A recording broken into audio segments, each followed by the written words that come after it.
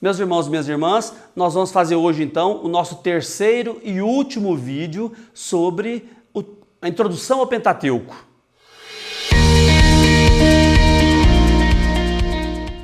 O Pentateuco foi escrito segundo uma teoria que não é muito aceita por todo mundo, né? Mas uma teoria interessante, já desde a corte do rei Luís XIV da França, né? Um senhor chamado Astruc teve essa ideia, mais ou menos, né? E essa ideia foi sendo desenvolvida. Então tem essa hipótese chamada hipótese documental.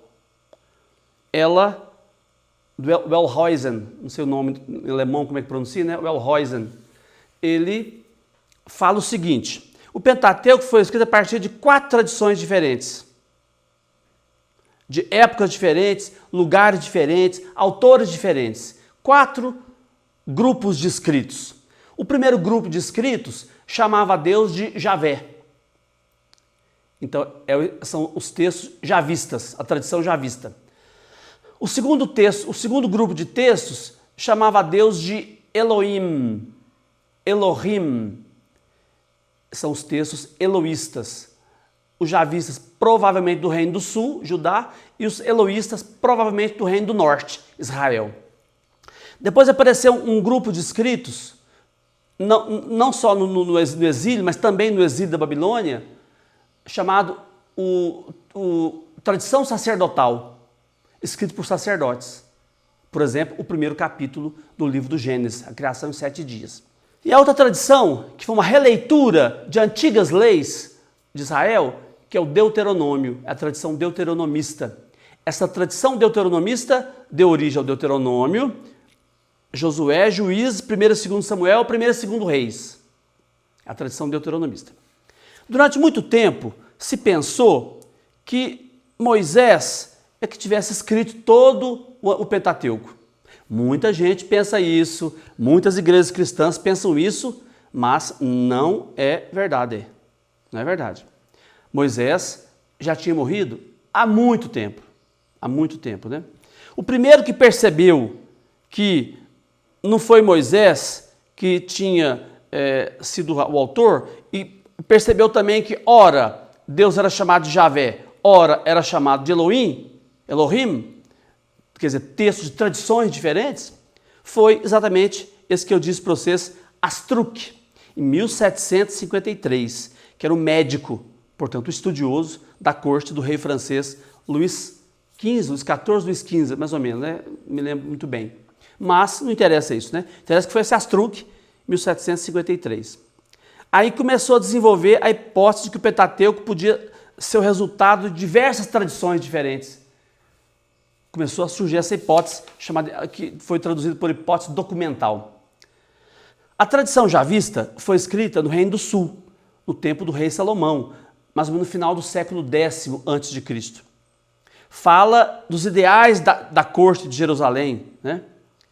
Deus é chamado de Javé nessa tradição. A tradição eloísta foi escrita no Reino do Norte, Israel, no final do século IX, quer dizer, foi escrita depois, né? Mostrando as preocupações do pessoal do Reino do Norte e dos profetas Elias e Eliseu. A tradição deuteronomista teve sua origem no Reino do Norte, Israel, com a preocupação fundamental, a lei mosaica. Conservar a lei mosaica. Foi escrita entre os séculos 8 e 6 a.C. Ela é mais nova do que a tradição eloísta. A eloísta é mais nova do que a tradição javista. Teve influência dos reis Ezequias e Josias, os grandes reis do povo de Judá, né? Ezequias e Josias. Sua redação definitiva se deu no exílio babilônico, no século VI a.C. Essa tradição deuteronomista. Já no reinado de Ezequias, as tradições javista e eloísta foram unificadas, né? Uns 700 anos antes de Cristo. Juntaram as duas, né? A gente nem sabe quem foi, né? Os sábios lá da corte do rei Ezequias de Judá. E a tradição sacerdotal foi redigida no exílio babilônico, exatamente, no século VI a.C. Ela foi escrita por sacerdotes lá no exílio, uma tradição que reinterpreta antigas tradições religiosas judaicas, a tradição sacerdotal. No século VI a.C., 500 e pouco a.C., mais precisamente, no século IV a.C., mais precisamente no ano 398, século IV, 398 a.C., os primeiros 5 livros da Bíblia, que são o Pentateuco, foram reunidos definitivamente no que nós chamamos de Torá. Então foi no século IV, 398 a.C. Quem fez isso? Provavelmente foi Esdras, o escriba Esdras, que tem um livro na Bíblia, né? O livro de Esdras, que é pedido do rei persa Artaxerxes II, reuniu as tradições religiosas dos habitantes da Judéia e da Samaria. É o que deu na Torá. E mais tarde vai ser o Antigo Testamento. A primeira aliança que Deus fez com o povo foi a aliança de Noé, representada por um arco-íris. O texto fala arco, mas é o arco-íris, óbvio que é o arco-íris, né? Na aliança, que é chamada de Berit, em hebraico, Berit, na aliança que Deus fez com Abraão e Sara, eles prometeram de forma incondicional um filho, e terra e proteção. Já a aliança do Sinai, feita através de Moisés, exigiu a fidelidade do povo de Israel. O que não aconteceu, porque o povo era muito infiel e muito desobediente a Deus. Deus sempre foi fiel, o povo sempre foi infiel, né? Por isso Israel foi para o exílio da Babilônia, justamente por isso, porque era um povo infiel. A solução foi criar então um fundamento mais sólido para poder acontecer a relação de Deus com o seu povo. A aliança com os patriarcas, que Abraão, Isaque e Jacó, ela apareceu para o povo ficar mais consciente, mais fiel.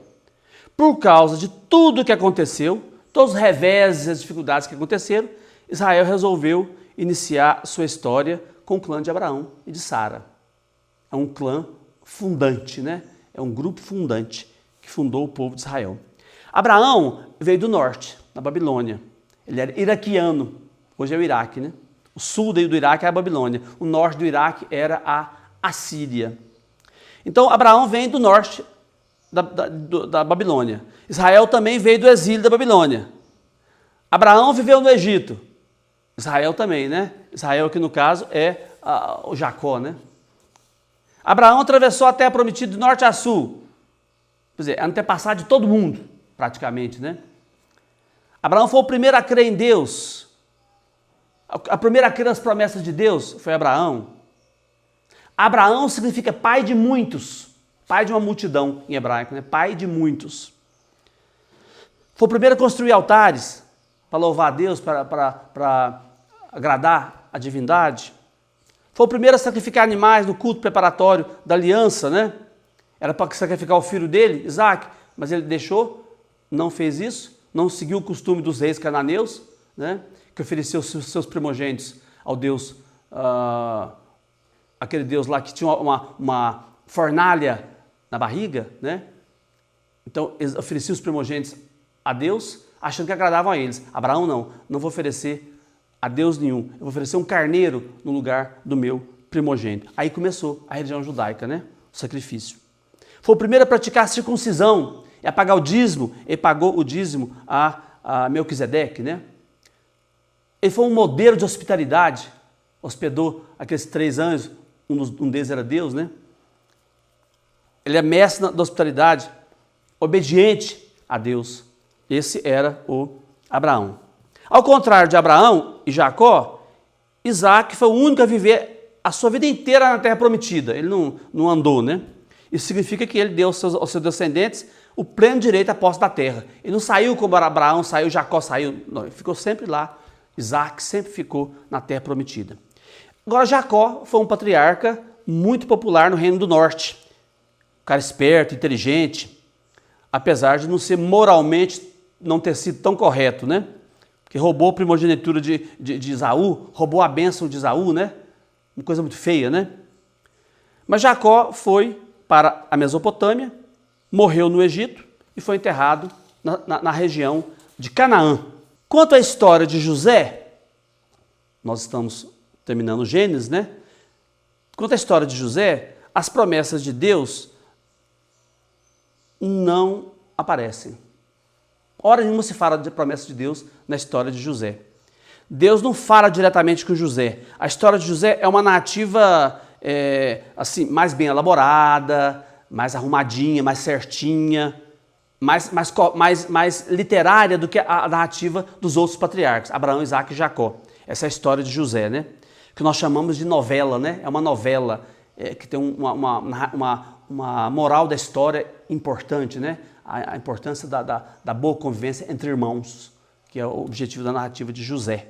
E essa narrativa de José introduz o Êxodo. Logo depois de José começa o Êxodo, o livro do Êxodo. A história de José mostra também que é possível para um hebreu viver fora de casa, na diáspora. Diáspora é um grupo de pessoas viver fora do seu país.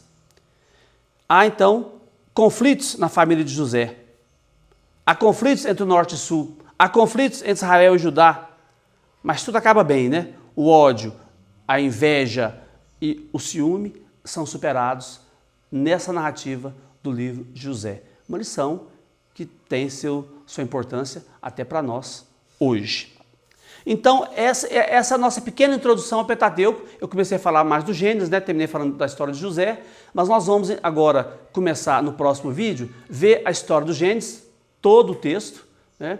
Nós vamos ver a narrativa da criação, Adão e Eva, o pecado original, a questão da serpente, a narrativa do dilúvio, o que aconteceu realmente no dilúvio, a narrativa da Torre de Babel, por que tinha gigantes naquele tempo, qual que é a função das genealogias. Vamos ver tudo isso, para depois entrar na história de Abraão, Isaac e Jacó, e pontuando e continuando o nosso estudo do Antigo Testamento. Na terça, né? Nas terças. Nas sextas, nós vamos ver o Novo Testamento. Vamos começar com Marcos. E também temos na segunda e quinta pílulas de Bíblia e teologia, que vocês estão vendo, né? São pequenos textos, pequenos vídeos com um assunto rápido, né? Assunto rápido em 2 minutos. Mais ou menos 2 minutos são as nossas pílulas. E nós temos também o nosso curso de teologia, que todos devem participar, que vai nos ajudar muito a refletir teologicamente sobre a nossa fé e sobre a realidade. Por hoje é só. Espero vocês no próximo vídeo, começando com a história da criação em 7 dias. E também peço a todos que se inscrevam no meu canal no YouTube, Padre Antônio Simone. Veja o vídeo, dê seu like, acione o sininho e compartilhe com seus amigos. Por hoje é só. Um abraço. Fiquem todos com Deus.